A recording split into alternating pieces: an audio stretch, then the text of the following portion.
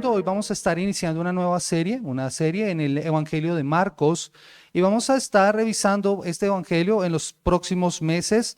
Confiando en el Señor, será una serie que estaremos abordando no solamente este año, sino el próximo, y vamos a estar revisando versículo a versículo el Evangelio completo de Marcos. Esta serie lleva por título Marcos, un rey vestido de siervo, y hoy vamos a estar leyendo la introducción al Evangelio que la encontramos nosotros en los versículos del 1 al 8.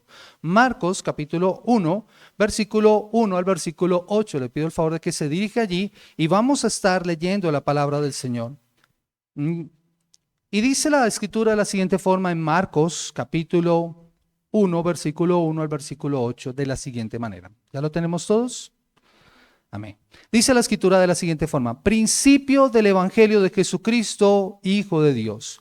Como está escrito en Isaías el profeta: he aquí yo envío mi mensajero delante de tu faz, el cual preparará tu camino delante de ti. Voz del que clama en el desierto: preparad el camino del Señor, enderezad sus sendas.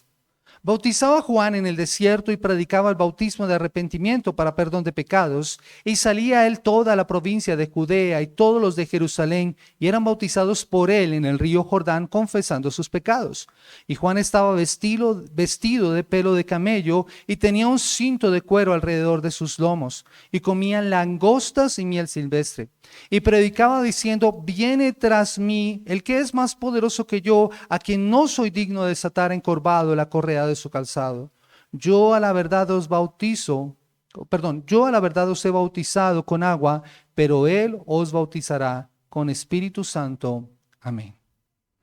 Mis amados hermanos, al iniciar esta nueva serie en el Evangelio de Marcos, debemos considerar algunos aspectos que en el prólogo se nos señalan de importancia. Lo primero es identificar quién es el autor, quién es Marcos.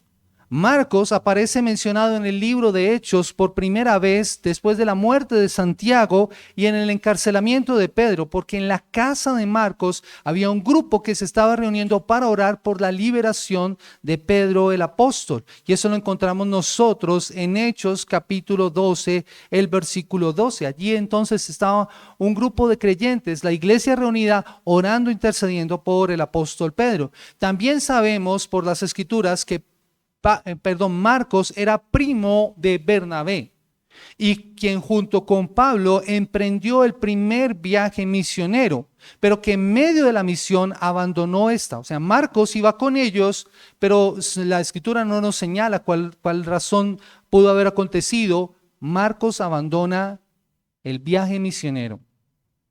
Y más adelante, cuando se iba a iniciar el segundo viaje misionero, Bernabé, el primo, quiere que Juan Marcos los vuelva a acompañar, pero en esta ocasión es Pablo el que no quiere. Dice: no, yo no voy a ir con él porque él nos abandonó. Y eso lo encontramos nosotros en Hechos capítulo 15, el versículo 36 al versículo 41. La escritura dice que la discusión que se generó entre Bernabé y Pablo fue no pequeña, indicando que esta circunstancia, que esta situación causara la división del grupo misionero. Bernabé se dirige con Juan Marcos y Pablo toma a Silas, y así el equipo se divide. Y pareciera ser que hasta ahí la historia de Marcos podría haber finalizado. Un hombre temeroso, un joven seguramente inmaduro, que no tiene el conocimiento, no tiene la madurez espiritual para asumir la responsabilidad que implicaba un viaje misionero. Mas, sin embargo, es el mismo apóstol Pablo quien nota el cambio de este hombre. En 2 de Timoteo capítulo 4, el versículo 11, Pablo, despidiéndose de su discípulo amado de Timoteo, le escribe: trae a Juan Marcos contigo porque me es útil. ¿Cuántos años han pasado desde que se han separado? Y a ese momento ya lo ve como útil, como una persona que puede servir para la obra del Señor. Al parecer, Pablo, que estaba molesto con la inmadurez de este joven en el viaje misionero, ha cambiado de opinión, ahora lo considera un hombre útil para el ministerio. Y el tiempo y la gracia de Dios obraron en la vida de este hombre, sin duda. Tanto es así que Dios lo usa para que escriba un evangelio. Noten lo que hace el Señor.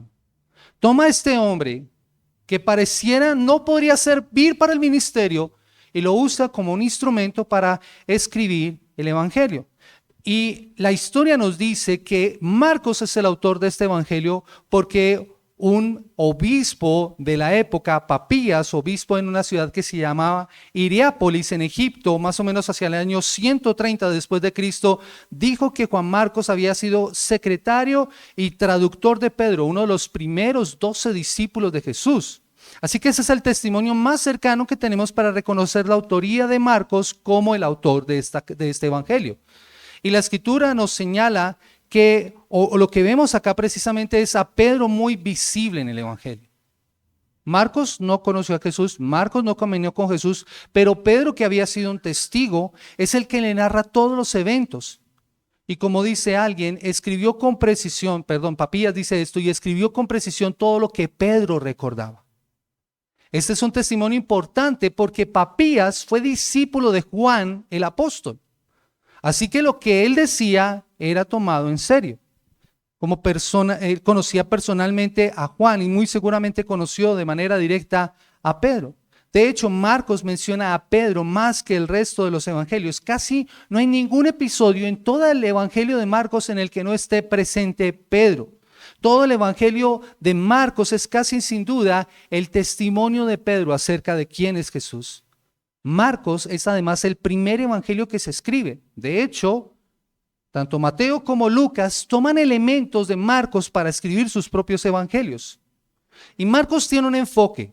Marcos escribe hacia el grupo romano, hacia la iglesia en Roma. Es por esta razón que Marcos explica muchos de los eventos y explica muchas de las palabras durante su evangelio, durante su narración, para que los romanos pudieran entender de qué está hablando. El propósito de Marcos al escribir su evangelio es dar a conocer a los romanos esta perspectiva de Cristo para que concordara con la manera de pensar de ellos. De hecho, Clemente de Alejandría, otro anciano, otro pastor de la época, decía que el evangelio de Marcos fue escrito en respuesta a una petición de los romanos del relato de la vida y ministerio de Cristo. Dice Clemente, los romanos se sintieron tan movidos por la predicación del evangelio que lo querían por escrito, oigan esto, para poder repasarlo una y otra vez. Esta es la razón por la cual está escrito este evangelio. Y creo que es bien maravilloso porque este evangelio de todos es el evangelio más corto. Son 16 capítulos, sintetizado y muy bien estructurado. Pero la intención es que al leerlo una y otra vez yo pueda responder las 3 preguntas que Marcos se propone responder a lo largo de todo el evangelio. Y que nosotros vamos a encontrar estructurados en los capítulos del 1 al 8 y luego del 8 al 16. La primera pregunta es ¿quién es Jesús? Y la segunda pregunta es ¿qué vino a ser Jesús? Y al final hay una pregunta sobre la cual todos nosotros tenemos que estar reflexionando constantemente. ¿Cuál va a ser mi respuesta a este mensaje? ¿Cuál va a ser mi respuesta a este mensaje? Por eso Marcos en todo su evangelio pone un énfasis especial en ciertas palabras. Marcos es un evangelio de acción. Las palabras acontecen una y otra vez. Los hechos acontecen inmediatamente. De hecho es la palabra que más se repite, inmediatamente, o aconteció que, o después de. Una acción tras otra. Pareciera que Jesús está moviéndose constantemente. Y Marcos tiene una estructura maravillosa. De los capítulos 1 al capítulo 8 encontramos nosotros resumidos más o menos 3 años de ministerio, más o menos hasta el capítulo 10. Pero en los últimos 6 capítulos está resumida toda la última semana de Jesús. Es un evangelio que nos muestra la actividad incansable de Jesús. No hay tantas enseñanzas de Jesús, pero sí lo que se está mostrando es a ese Jesús que está redimiendo y que está actuando en favor de su pueblo. Así que en la introducción lo que nosotros encontramos es un Jesús activo, pero que además es Dios y es Rey. Y que será totalmente revelado, más adelante en el capítulo 8. Esta historia no se puede leer como si fuera una sola historia. Es algo mucho más que esto. Y es algo a lo que nosotros tenemos que prestarle atención. Y lo que el Evangelio nos transmite es sumamente importante, mis amados hermanos. Dice que esta introducción es un poco larga, pero es necesaria plantearla para poder dejar en nuestras mentes algunos aspectos que van a ser relevantes a lo largo de todo el estudio. Mis amados hermanos, Marcos tiene una intención con esto. y es mostrarnos que Jesús no es solamente un personaje histórico, es una persona viva, real, que nos dirige hoy de manera personal y activa. Este Jesús que se identifica en el Evangelio de Marcos sigue presente en medio de su iglesia. Y tenemos que prestar atención a sus palabras. No podemos mantenernos neutrales. No podemos solamente sentarnos y quedarnos quietos, sino que tenemos que reflexionar y no buscar excusas y pedirle al Señor que sea cambiando nuestras vidas, cambiando nuestros corazones después de haber meditado en estas verdades. Lo que hoy vamos a estar estudiando, mis amados hermanos, como les digo, es el prólogo, la introducción del Evangelio. Y lo encontramos nosotros en los versículos del 1 al 8. Por eso este sermón lleva por título Uno que clama en el desierto, porque es la forma en como el Mesías se nos es presentado. ¿Quién es esa voz que clama en el desierto y qué quiere decir? Es lo que vamos a estar viendo en esta mañana. ¿Quién es esa voz que clama en el desierto y qué tiene que decir? Y nosotros lo vamos a encontrar en este pasaje. Acompáñeme nuevamente para ver entonces la presentación y el prólogo de este evangelio en los versículos del 1 al versículo 3. Principio del evangelio de Jesucristo, Hijo de Dios. Como está escrito en Isaías el profeta, he aquí yo envío mi mensajero delante de tu faz, el cual preparará tu camino delante de ti. Voz del que clama en el desierto, preparad el camino del Señor, enderezad sus sendas. Al iniciar esta porción, inicia con la palabra en el principio, principio del evangelio de Jesucristo. Casi que nuestra mente se dirige al puro comienzo de la escritura. En el principio creó Dios los cielos y la tierra. Y esas palabras indican una acción o un proceso, un estado de existencia, el principio del evangelio. Algo está a punto de acontecer, algo va a cambiar y nos presenta esta maravillosa palabra, evangelio. Distinto a lo que nosotros encontramos, evangelio, el evangelio según San Marcos, es una explicación de la vida y muerte de nuestro Señor Jesucristo a partir de la perspectiva que tiene Marcos relatada por Pedro. Pero nosotros encontramos otras visiones. ¿Las otras visiones cuáles son? Mateo, Lucas y Juan. Otras visiones o evangelios de nuestro Señor Jesucristo. Por eso alguien ha definido que los evangelios son biografías teológicas. Nos presentan a un personaje principal y nos cuentan esa obra maravillosa del Señor. Pero la palabra evangelio tiene una connotación muy importante. En la antigüedad la palabra evangelio era usada en el contexto político o militar.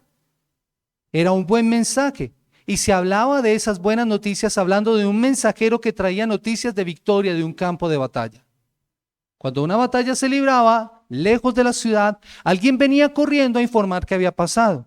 Si el rey de esa nación, de ese pueblo había ganado, eran buenas noticias. Así que era un evangelio, una buena noticia. Pero aquí la palabra del Señor nos referencia a Isaías capítulo 52, el versículo 7. Hermosos son sobre los montes los pies de los que traen buenas nuevas, del que anuncia la paz, del que trae buenas nuevas de gozo, del que anuncia la salvación y dice a Sión, tu Dios reina. En este contexto se refiere a esa noticia de la reconciliación que Dios quiere tener para con su pueblo, con la humanidad por medio de su Hijo. Así que es necesario entender el evangelio. Mis amados hermanos, el evangelio no son solamente las palabras escritas por Marcos acá. El evangelio es la buena noticia de salvación que nosotros tenemos en Cristo Jesús. Juan Calvino decía, es una clara manifestación del misterio de Cristo que comprende en sí todas las promesas sobre la gratuita remisión de los pecados por los cuales los hombres se reconcilian con Dios. Eso es el evangelio. El evangelio es una buena noticia, pero es una buena noticia que necesariamente tienen que empezar con una mala noticia. Por eso Juan Calvino decía, encierra en sí mismo los testimonios de misericordia y de amor paterno que Dios en el pasado dio a los padres del Antiguo Testamento. Hay que entenderlo por la excelencia de la manifestación de la gracia que en Jesucristo se nos ha mostrado. Eso es el evangelio. Este evangelio tiene un dueño. Noten lo que dice Marcos, principio del evangelio de Jesucristo. Así que el mensaje que vamos a escuchar, la buena noticia, es acerca de este hombre. No es cualquier noticia, es la noticia más grande que puede haber, el Hijo de Dios, que puede ser entendido como el mensaje dado por Jesús o el mensaje sobre Jesús. Y probablemente ese sea el significado. Por eso es que Jesús como nombre es importante entenderlo. ¿Alguien sabe lo que significa el nombre Jesús? Tiene que ver con Salvador, efectivamente. Jehová o Dios es salvación. Y la palabra Cristo es la palabra para Mesías en el Antiguo Testamento, indicando ungido. Jesucristo es el nombre compuesto de Jesús, pero es el nombre con el título. Él es el ungido, lo que nos recuerda el oficio de Cristo. En el Antiguo Testamento se ungían a 3 tipos de personas: profetas, reyes y sacerdotes, que cumplían una responsabilidad delante del pueblo. Jesucristo es el Mesías, el ungido, que es el perfecto profeta, el perfecto sacerdote y, como lo vamos a ver en este pasaje, el perfecto rey. Eso simboliza su llamamiento, esa es la denominación de Jesucristo, y es la única vez que en todo el Evangelio se nos va a mencionar este nombre, Jesucristo, para que nosotros lo tengamos en cuenta. Y dice la palabra de Dios en el versículo 2, como está escrito en Isaías el profeta. Cuando se nos dice así, tenemos que prestar mucha atención, porque lo que está usando el autor es una cita directa al Antiguo Testamento, a la cual debemos prestar atención. En este caso, Marcos toma 2 pasajes y los mezcla en unos, y menciona que es el profeta Isaías el que está diciendo. La Escritura nos dice: aquí yo envío mi mensajero delante de tu faz, el cual preparará tu camino delante de ti. Voz del que clama en el desierto, preparad el camino del Señor, enderezad sus sendas. Marcos usa estas 2 referencias, combinando Malaquías capítulo 3 versículo 1 e Isaías capítulo 40 versículo 3, para dar cumplimiento a esta profecía en la vida de Juan el Bautista. Y eso es importante, mis amados hermanos. ¿Por qué es tan necesario señalar estas palabras para Marcos? Porque por más de 400 años Dios no había enviado profeta a Israel. Fue un silencio muy prolongado que ahora sería roto al enviar su mensajero, que había de entregar un mensaje de parte de Dios al pueblo.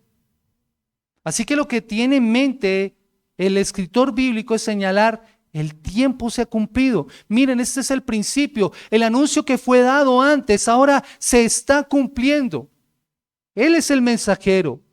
Viene uno que es más grande que él. Esa es una de las pocas citas del Antiguo Testamento.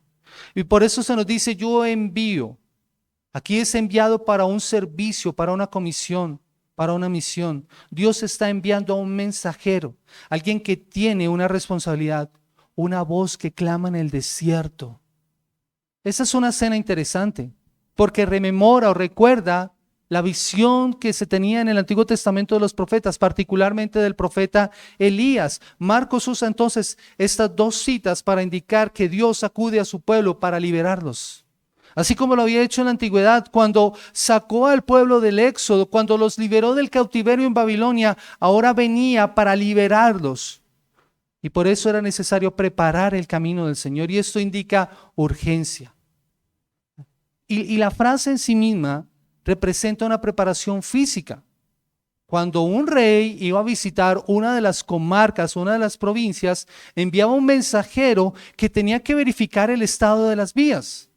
Entonces, si había algún hueco o había algún bache o había alguna curva, se arreglaba para que cuando pasara el rey pudiera pasar sin ningún impedimento y lo hiciera sin inconvenientes. Así que lo que Marcos está usando a partir de lo que dicen los profetas es una metáfora para la vida del ministerio de Juan el Bautista, que prepararía espiritualmente el camino de Jesús. Y de inmediato está poniendo en la mente de los oyentes que Jesús es el rey para el cual se ha preparado el camino, para el cual se han allanado las sendas y se han hecho derechas. Ese es el Mesías, el Señor que va a venir. Entonces necesitamos estar preparados para escuchar lo que Él nos va a decir. Este evangelio está fuertemente vinculado, y esta porción está fuertemente vinculada al Antiguo Testamento, porque está llegando el cumplimiento del tiempo. Las promesas divinas dadas a los profetas y dadas por Dios están teniendo su cumplimiento. Así que la expectativa era grande. Yo me imagino en la mente de los oyentes la gran expectativa que esto debería generar. un mensajero que estaría preparando el camino del Señor. Y lo que él está diciendo es importante, no puede ser ignorado. Algo está a punto de acontecer, así que nuevamente la expectativa es muy grande. Es por esto que lo que viene a continuación es una explicación y que encontramos nosotros en los versículos 4 al 8. El mensajero del Mesías. El mensajero del Mesías, dice la palabra del Señor, versículo 4, bautizaba a Juan en el desierto y predicaba el bautismo de arrepentimiento para perdón de pecados. Y salía a él toda la provincia de Judea y todos los de Jerusalén y eran bautizados por él en el río Jordán, confesando sus pecados. Y Juan estaba vestido de pelo de camello y tenía un cinto de cuero alrededor de sus lomos y comía langostas y miel silvestre y predicaba diciendo, viene tras mí el que es más poderoso que yo, a quien no soy digno de desatar encorvado la correa de su calzado. Yo a la verdad os he bautizado con agua, pero él os bautizará con Espíritu Santo. Aquí entonces se nos presenta a esa voz que clama en el desierto, el mensajero enviado por el Señor. ¿Quién es este mensajero? Juan el Bautista, y que está preparando el camino del Señor y que está anunciando la venida del Señor. ¿Y cómo lo hacía? Dice la palabra del Señor que bautizaba con agua. Bautizaba con agua. Esto es bien importante, mis amados hermanos, porque en la antigüedad, en esa época, los únicos que se bautizaban eran los gentiles, o sea, los que no eran de origen judío. Los judíos no se bautizaban, porque esto era un rito de purificación para quitar la contaminación, según lo que nos dice la palabra del Señor en Levítico capítulo 15. Así que esto no se aplicaba a los judíos. Pero aquí Juan está bautizando ¿a quiénes? A todos los que venían a él, especialmente al pueblo de Israel. Así que lo que está implicando el pasaje es que ellos se están dando cuenta de que necesitan cambiar, que necesitan alejarse de su manera equivocada de vivir y cambiar para vivir de la forma correcta, siguiendo las enseñanzas de la ley y lo indicado por el Señor. Y sabe, esto me llama mucho la atención, mis amados hermanos. Esto es bien importante. Porque ¿quiénes son los que están viniendo a bautizarse? Son los judíos, son los que toda su vida han tenido la ley, son los que son los dueños y poseedores de las promesas. Pero aquí en este caso reconocen su condición espiritual y vienen a Cristo en arrepentimiento y fe por medio de la predicación de Juan el Bautista. Así que ellos, siendo poseedores de las promesas, se dan cuenta de su condición espiritual. Y sabe, yo no sé ¿cuántos de ustedes llevan años siguiendo al Señor? No sé si ustedes o algunos de ustedes, conozco de varios acá, que han nacido en hogar cristiano. Pero mis amados hermanos, eso no te hace un discípulo de Cristo. Lo que te hace un verdadero creyente es que tú escuches las palabras del Señor como el pueblo de Israel escuchó a Juan el Bautista en su llamado al arrepentimiento y fueron y se bautizaron. Eso fue lo que los hizo a ellos cambiar, escuchar los mensajes del Señor. Él predicaba y proclamaba que era necesario arrepentirse. Era un llamado a cambiar la forma de pensar, de volverse de sus pecados, primero confesándolos e ir al Señor. Eso es lo que significa arrepentimiento. Y esta era una enseñanza diferente, como les digo, porque era para los israelitas. Así que si esto ocurre para el pueblo de Dios en esa época, para el pueblo de Israel, ¿cuánto no más debería pasar en nuestras vidas? Tal vez llevamos años caminando con el Señor, pero vamos nosotros en nuestra vida como creyentes como en piloto automático. Y venimos a la iglesia y hacemos cosas que son espirituales, pero realmente tenemos una relación con el Señor. Aún nosotros como creyentes necesitamos el mensaje que se está predicando, el de arrepentimiento para perdón de pecados. Nosotros necesitamos nuevamente considerar nuestra vida, evaluarnos y mirar si estamos caminando rectamente delante del Señor y si no lo estamos haciendo, arrepentirnos y pedirle perdón al Señor. Juan lo que está haciendo es que de la misma forma en que la salvación se aplicaba a los judíos, se estaba aplicando también a los gentiles. Por eso se estaban bautizando. Pero aquí es importante hacer una aclaración, mis amados hermanos. El bautismo no es lo que produce el arrepentimiento y la confesión. El bautismo es una representación visible de algo que ha pasado en el interior de nuestras vidas. El bautismo nos salva. El que salva es Cristo. Lo que hace el bautismo es que yo estoy mostrando mi fe de manera visible. Eso era lo que estaba pasando. Y eso era evidente para todos. Aquellos que estaban escuchando el mensaje de Juan el Bautista, de inmediato iban a las aguas y se bautizaban, confesando sus pecados. Juan muestra la verdadera condición del pueblo y por eso lo llama a cambiar de manera de pensar, a arrepentirse de sus pecados y a iniciar una nueva vida en Dios. De hecho, mis amados hermanos, ese va a ser el mismo mensaje que va a predicar Jesucristo cuando venga. Cuando viene, dice la palabra del Señor, arrepentíos y creed en el Evangelio, versículo 15, el tiempo se ha cumplido, el reino de Dios se ha acercado, arrepentidos y creed en el Evangelio. Jesús enfatiza aquí un elemento, es el creer, el tener la fe en el lugar correcto. Y esto es lo que se hace necesario para el arrepentimiento. Y la predicación de Juan el Bautista tiene ese propósito, de evidenciar a aquellos que han creído por medio del bautismo. Y no es solamente un acto, es una actitud hacia el pecado y una nueva relación con Dios.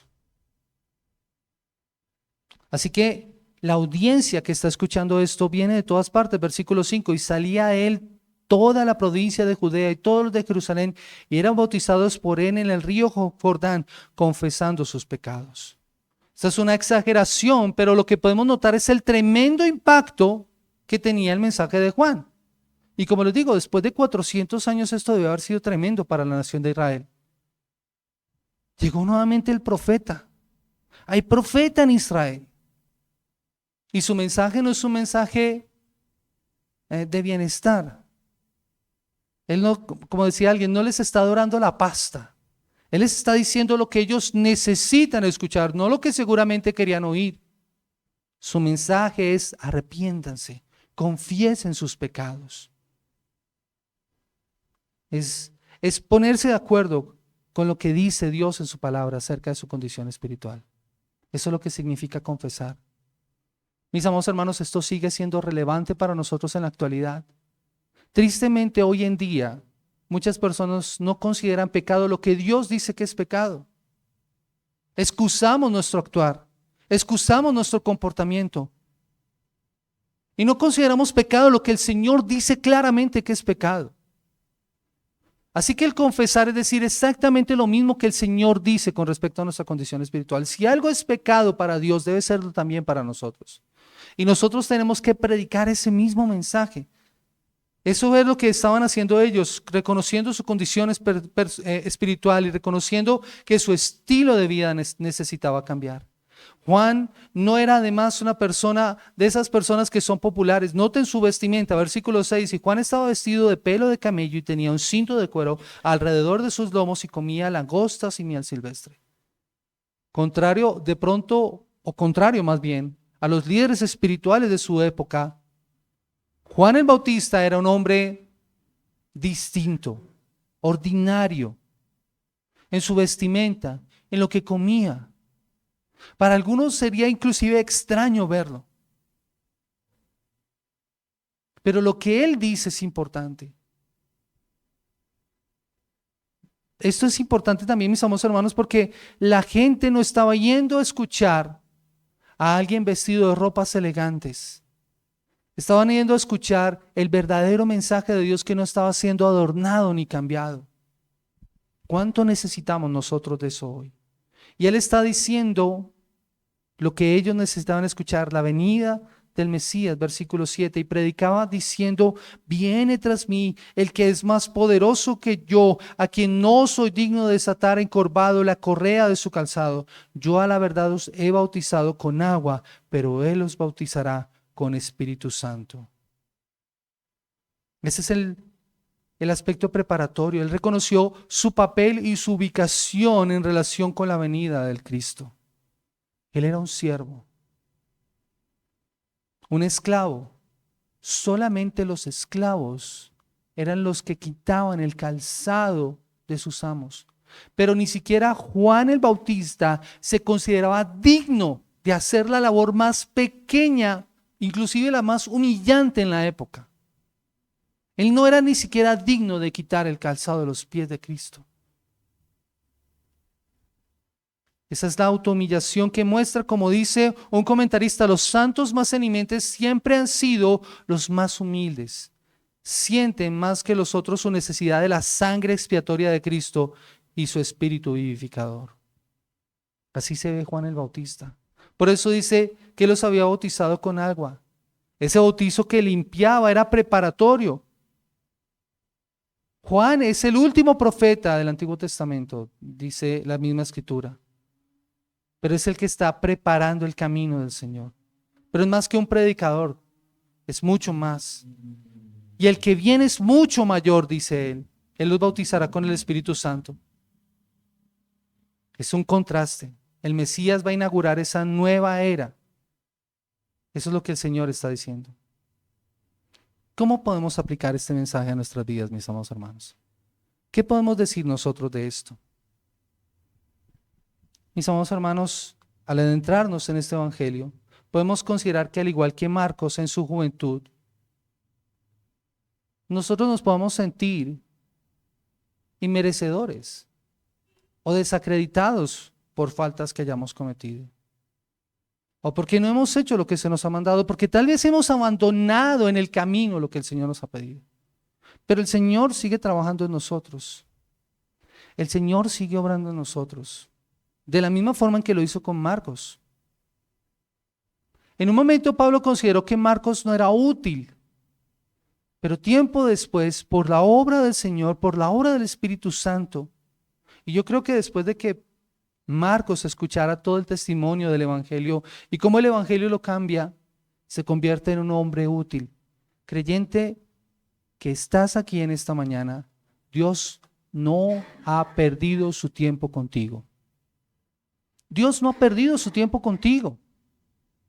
Dios sigue obrando en tu vida, Dios sigue formándote. Tal vez tú sientas que en este momento no eres útil, pero Dios sí te ve útil. ¿Sabes por qué? Porque Él derramó su sangre en la cruz del Calvario para transformarte y para cambiarte. Y sigue obrando en ti. Por eso dice la palabra del Señor que el que empezó en nosotros la buena obra, Él la va a perfeccionar. Él está perfeccionando su obra en ti. Claro, a veces nos va a pasar lo mismo que a Pedro. Actuaremos seguramente de manera impulsiva, cometeremos errores. Pero el Señor sigue obrando en nuestras vidas, sigue obrando en nuestros corazones, sigue transformándonos, sigue cambiándonos. Así que si hay esperanza y hubo esperanza para Marcos, ¿cuánto no más para nosotros? Y yo creo que eso nos debe servir más bien de aliento para nuestras vidas. Dios sigue formándote para convertirte en útil para su obra. No te desalientes. Dios sigue trabajando en nosotros para llevarnos hasta donde Él quiere. Su obra en nosotros no ha terminado. También Marcos nos enseña algo. Marcos compara a Juan con aquel que prepara el camino del Señor. Lo que está haciendo es identificar a Jesús con el Señor mismo, con el Dios Todopoderoso, con el Dios del cielo, el esperado, el Rey divino que rescataría a su pueblo. Y con esta afirmación, que para su época era chocante, está mostrando que Jesús y la historia están ligados. Jesús es el cumplimiento de todos los profetas, de todas las promesas, desde Génesis capítulo 3, el versículo 15, hasta la última profecía en el profeta Malaquías. Jesús es el cumplimiento de esas profecías. Jesús es el que vendría a gobernar y a renovarlo todo. Este principio del Evangelio está mostrándonos que algo está a punto de acontecer y que sería impresionante. El enviado de Dios ha llegado y eso lo cambia todo. Pero la pregunta que nosotros tenemos que hacernos a la luz de esa verdad es si nosotros estamos considerando a aquel que ha sido enviado desde el cielo. ¿Ves a Jesús como aquel rey que ha llegado? Mira, Juan el Bautista está preparando el camino del Señor, porque viene el Rey.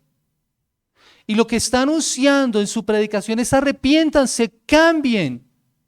¿Estás tomando en serio esas palabras del Señor?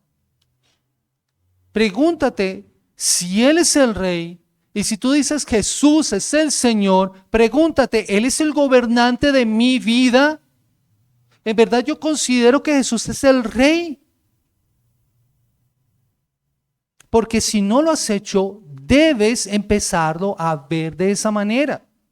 Debes someterte a su gobierno, porque el Rey ha llegado. El Rey ha llegado. Así que debemos vernos también a nosotros en esa misma línea. Y si Jesús es el Rey, mira, nosotros nos convertimos en sus mensajeros. De la misma forma en que lo hizo Juan el Bautista, nosotros debemos ser mensajeros del Mesías por medio de la predicación del mensaje. Y no cambiar el mensaje, no ablandarlo. Arrepentimiento y fe. Cree. Llama pecado lo que es pecado. El mensaje no ha cambiado. Seguimos predicando acerca del arrepentimiento y la fe para perdón de pecados por medio de Cristo. El mensaje no ha cambiado. Debemos seguir anunciando el mensaje. Y es algo que nosotros somos llamados a hacer. ¿Sabes por qué? Porque el Señor nos ha mandado a hacerlo. Nosotros que en otro tiempo, no éramos pueblo, ahora somos pueblo, real sacerdocio, nación santa, pueblo adquirido por Dios. ¿Para qué? Para anunciar las virtudes de aquel que nos llamó de las tinieblas a su luz admirable. Debemos hacerlo de la misma forma. El Evangelio nos enseña algo muy importante acerca de Jesús. No es solo una figura histórica, es una realidad viva, una persona que se dirige a nosotros hoy, que está en medio de nosotros hoy. De ahí la importancia de poder prestar atención a estas palabras. Marcos nos dice que Dios ha irrumpido en la historia. Dios ha irrumpido en la historia. Si esto es así, mis amados hermanos, la vida no puede ser la misma. Nuestra vida no puede ser la misma. Piénsalo de esta manera: el Rey del universo vino y habitó entre nosotros. ¿Cómo puedes seguir viviendo de la misma manera? No podemos vivir de la misma manera. Dios, en la persona de Jesucristo, ha hecho su entrada en el mundo y su mensaje transformador ha impactado nuestras vidas. Ahora nuestra vida tiene un antes y un después. ¿Cómo estás viviendo esa vida que el Señor quiere que tú vivas? Ya no podemos considerar la historia como un sistema, como dicen algunos, un sistema de causas cerradas, naturales. No, ya nuestra vida es diferente. Tiene que serlo. La venida de Jesús nos exige actuar de manera decisiva. Piénsalo de esta manera: ¿vas a escuchar lo que Jesús dice y vas a actuar de acuerdo a ello, o vas a permanecer estático y sin hacer nada? Jesús se presenta como ese hombre de acción que actúa rápidamente, que va de un acontecimiento a otro en este evangelio. ¿Qué vas a hacer tú? ¿Te vas a quedar quieto o vas a ir a la acción? A lo que Él te pide, a empezar a vivir tu vida para Él. Creo que una de las cosas que más nos reta a nosotros es empezar a considerar seriamente cómo es vivir una vida para Cristo. En tu familia, en tu trabajo, en medio de tu sociedad. Yo les pregunto, ¿estamos a gusto o estamos felices con la sociedad en la que estamos nosotros? ¿Ustedes se sienten felices con la inseguridad de nuestra ciudad? ¿Con lo que nosotros vemos en medio de lo que está pasando en nuestra cultura?